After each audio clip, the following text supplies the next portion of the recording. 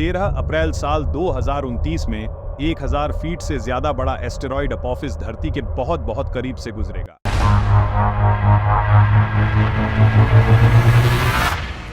अगर यह धरती से टकरा जाता है तो ऐसी तबाही देखने को मिलेगी जैसी इंसानों के इतिहास में कभी ना देखी गई हो। हिरोशिमा पर गिराए गए बम से 1 मिलियन गुना ज्यादा एनर्जी रिलीज होगी। 100 मीटर ऊंची वेव्स उठेंगी सुनामी की और पूरे के पूरे शहरों का सफाया हो जाएगा। लेकिन इतना ही नहीं, 12 जुलाई साल 2038 को एक और एस्टेरॉयड धरती से टकरा सकता है। और इस पोस्ट को देखिए, इसके टकराने का 72% चांस है। नासा ने ऑलरेडी अलर्ट इशू कर दिया है और अपनी प्लेनेटरी डिफेंस एक्सरसाइज शुरू कर दी है। आगे इस पोस्ट को देखिए, सिर्फ कुछ ही हफ्ते पुरानी है। नासा के चीफ के बाद अब इसरो के चीफ ने वार्निंग दी है, हम सब एक्सटिंक्ट हो सकते हैं। अरे बाप रे, एक अर्थ डिस्ट्रॉइंग एस्टेरॉयड बड़ी तेजी से धरती के करीब बढ़ रहा है। इसरो चीफ का कहना है कि मार्स पर माइग्रेट करना एक ऑप्शन है और सारी ग्लोबल स्पेस एजेंसी इस पर काम कर रही है। आखिर कितनी सच्चाई है इन खबरों में? एग्जैक्टली कौन कौन से सबसे खतरनाक एस्टेरॉइड्स हैं धरती के लिए और नासा का यहाँ पर क्या प्लान चल रहा है? आइए समझते हैं इन सारी चीजों को गहराई से आज के इस वीडियो में।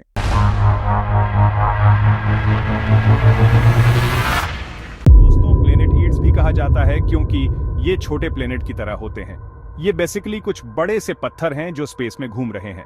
साइज में ये कुछ 10-20 मीटर के भी हो सकते हैं और 100 और 200 किलोमीटर के भी हो सकते हैं।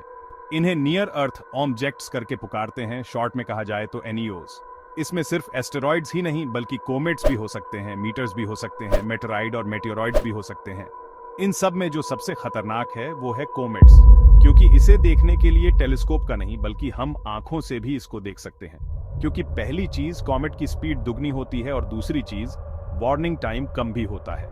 अनफॉर्चुनेटली इसी चीज को डोंट लुक अप फिल्म में भी दर्शाया गया था। इस फिल्म में दिखाया जाता है कि कैसे 6 महीने का वार्निंग टाइम मिलता है, कॉमेट आकर धरती से टकराने वाला है और गवर्नमेंट और स्पेस एजेंसीज कैसे रिएक्ट करती हैं उस चीज को लेकर। वो धरती पर आकर क्रैश कर जाए और पूरी दुनिया खत्म हो जाए। ये खतरा वैसे जायज है क्योंकि आज से 66 मिलियन साल पहले ऐसा हो चुका है डायनासोर्स के साथ। अगर वह एक्सटिंक्ट हो सकते हैं तो हम भी हो सकते हैं। लेकिन दोस्तों, जो सबसे शॉकिंग बात है उसे सुनने के बाद आपके होश उड़ जाएंगे।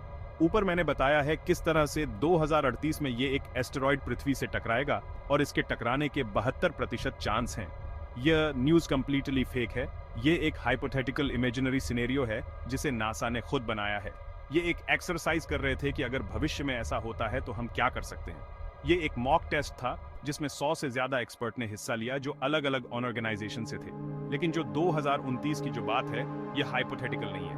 1000 फीट से ज्यादा बड़ा अपोफिस सही में एग्जिस्ट करता है। ये एस्टेरॉयड 13 अप्रैल 2029 में धरती के बहुत बहुत करीब से गुजरेगा, लगभग 30,000 किलोमीटर दूर से।